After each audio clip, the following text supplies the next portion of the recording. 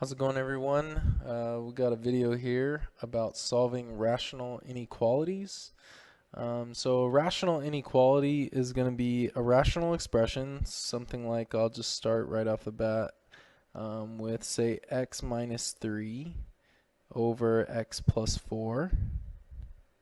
That's a rational expression where you have something on the numerator and denominator, and usually we consider it rational because the x is on the denominator, like a rational function. And so what we want is we want to know in a rational inequality whether something is like greater than 0 or less than 0 or greater than or equal to 0 or less than or equal to 0. So I'm going to use greater than or equal to 0, and what we're now looking for is when would that expression, what could I plug in for x that would make that fraction greater than or equal to 0. And so rather than just trying to come up with as many numbers as possible, we do a little bit of algebra and we look for critical values, and those critical values will help you find your solution intervals.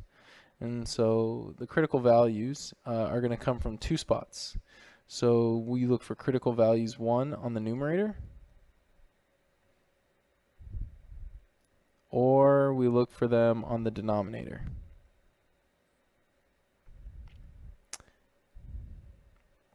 The numerator and denominator will give you your critical values, and you find them by find when they go to 0. So if I were to ask you, when does x minus 3 equal 0, you would say x equals 3. And if I said, when does x plus 4 equal 0, you would say x equals negative 4. So our rational inequality actually has two critical values, and so we are going to use those two critical values and we're going to put them on a number line. So if you were to draw a number line, let's just do that. We're going to put 3 and negative 4 on our number line.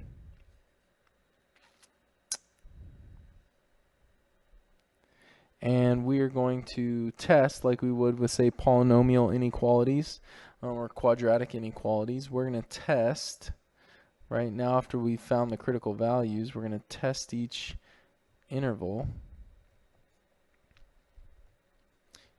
We're going to test each interval by picking numbers in the interval, right? So we're going to test each interval by picking numbers in the interval and then plugging them into the fraction. So I'm going to pick negative 5, I'm going to pick 0, and I'm going to pick 4. And we're just going to plug those in and see if that makes the inequality greater than 0. So negative 5 minus 3 divided by negative 5 plus 4. We're going to see if that is greater than or equal to 0. That's the question. And so negative 5 minus 3 is negative 8 divided by negative 5 plus 4, which is negative 1. Two negatives make a positive, so now we have 8 is greater than or equal to 0, and that is true. So we're going to give this a check mark and say that it works. Okay. Then I'm going to plug in 0, so I'll have 0 minus 3 over 0 plus 4. And then I'll have negative 3 over 4, which is negative 3/4. And that is not greater than or equal to 0. So this one doesn't work, so I'm going to cross that off.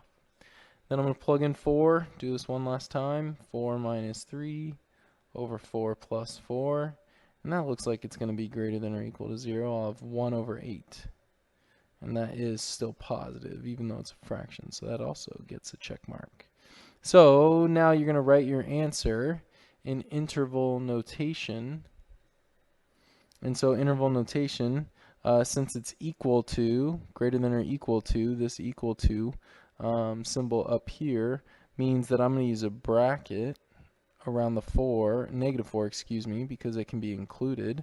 And I'm going to use a bracket around the 3 because that also can be included. So every number less than or equal to negative 4 would work, as well as every number greater than or equal to 3 is also going to work. But, oh, I messed up. Whoops. The one thing is you can't use -4 and you can't include it because it came from the denominator, right? We found x plus 4 on the denominator. So I actually can't include it. I need to use a parentheses. Good catch right there. I ought to make a whole new video. But you have to use parentheses because we're not allowed to divide by 0 in math. So it doesn't make sense, doesn't work. So when you plug in -4 would make the denominator equal 0. And that won't equal 0. So we actually can only use a parentheses there.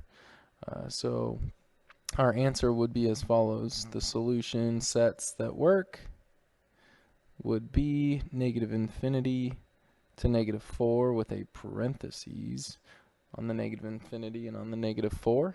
And you would have, oh, what happened there? And the union with a bracket of 3 to +infinity. So all those numbers will work. So hopefully that makes sense. We are going to do a couple more, so hopefully that'll be helpful. That one was pretty easy.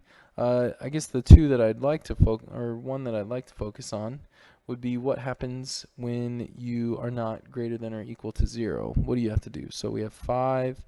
Let's go with this one. 5x, or no, just 5 plus 7x over 1 plus 2x. And we'll say that's less than 4. So what do you have to do? You're going to have to set it to 0. And after you set it to 0, you need to have only one fraction on the left side. So when I subtract 4 from both sides, I'll have this, right? So I'll have 5 plus 7x over 1 plus 2x minus 4, and that's less than 0. So what you're going to have to do is you're actually going to have to bring these two together. So we're going to turn that into a fraction, 4 over 1, and you're going to need to multiply in order to create the common denominator. So we're going to multiply the bottom by 1 plus 2x. We're going to multiply the top by 1 plus 2x. And so we'll still have 5 plus 7x over 1 plus 2x. Whoops, that's minus. Or actually, I'm going to go plus and call this a -4 so that we distribute correctly. So that would be -4 minus 8x over 1 plus 2x. That's less than 0. And so now we're going to be able to get one fraction. Here we go. I'm going to combine like terms. 5 plus -4 is 1. 7x plus -8x would be -x over 1 plus 2x. And that's less than 0. Now we're going to find our critical values. Remember, our critical values are going to be the numbers that will make this numerator equal 0 and the denominator equal 0. So from the top, we'll get x equals 1. And from the bottom, we'll get x equals, subtract 1 divided by 2, -1/2. And we're going to put those on our number line. And then test them out. So here's -1/2. And here's 1. I'm going to ask you a question, then I'm going to be quiet for like 5 seconds. What numbers would you pick in order to test? Alright, hopefully your numbers are close to mine. I'd pick -1 in this interval. I'd pick 0. And I'd pick 2. And hopefully we can find our solutions there. So we're going to plug in -1 for x. So 1 minus -1 over 1 plus, 2 times -1. When I look at this, I really just try to think if the top is going to be positive or negative, and if the bottom is going to be positive or negative. So on top, I'll end up with a positive number. On the bottom, I'll end up with, that would be -2, so 1 plus -2 is negative. So that's going to be a negative number, and a positive number divided by a negative number is negative. And so that's going to be less than 0, so that's going to work. Then when I plug in 0, right? If I plug in 0, I'll have 1 minus 0 over 1 plus 2 times 0. And that is probably not going to be less than 0 because that's 1 over 1, which is positive over a positive, which is going to be a positive number, and that is not less than 0. And so this one doesn't work. Then on the last one, you're going to plug in 2. We got 1 minus 2 over 1 plus 2 times 2, which is 4. So we have negative 1 over, what's that, 5? And that is less than 0, so that works. Now you have to think about, can you use it or not? Well, I guess we don't really, since it's just a less than symbol. And so that means we're just going to use parentheses all the way around. So it'll be on the outsides again, using parentheses. So our solution is going to be, right, negative infinity to negative 1 with parentheses, union, and then 1, oh, that was negative 1/2, sorry. And then 1 to positive infinity. We'll do one more, try to make it a little more complicated. Hopefully it's making a little bit of sense. Really the toughest part is finding your critical values, both from numerator and denominator, especially when you have to combine things on a side and get just one fraction. There's a little bit of work that you have to do. So here's the last one that we'll do in this video. So 3 over x minus 3, and then is less than or equal to 2 over x plus 2. Alright, so we're going to have to get everything on one side. So it actually doesn't matter which side you move things to, but I'll just move things over to the left. So subtract 2 over x plus 2. 2 over x plus 2. And so you'll have 3 over x minus 3 subtracted by 2 over x plus 2. And that's less than or equal to 0. And that's where we're working from. And we need to get one fraction. So you have to get a common denominator. So I would multiply this one by x plus 2. And I would multiply the second fraction by x minus 3. And so where most people run into trouble is they don't simplify everything right, and that obviously throws us off, and we can find ourselves in a little bit of trouble. But the bottom should be easy. The bottom is just x plus 2 and x minus 3. And I wouldn't multiply it out because if you multiply it out, then you're going to have to factor it again to figure out when it would equal 0. And this way you can just see immediately that it's negative 2 and positive 3. The top, though, of this one would be 3x plus 6. And the top of this one is going to be negative 2x plus 6 because we distribute the negative 2 with it. And if we combine those, that's going to be x plus 12. And so there is our single fraction. And so if we draw our number line, you've got 3 critical values. You've got negative 12, you've got negative 2, and you've got positive 3.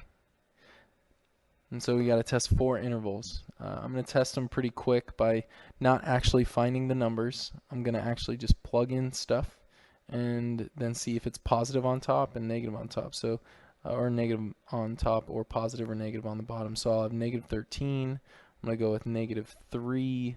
I'm going to go with 0 and 4. And hopefully those work well for us.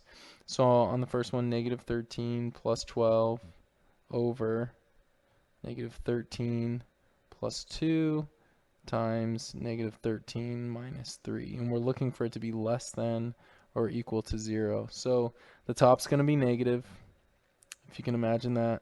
But then on the bottom, if you take a look, right, on the bottom, you'd have negative 13 plus 2, which is going to be negative.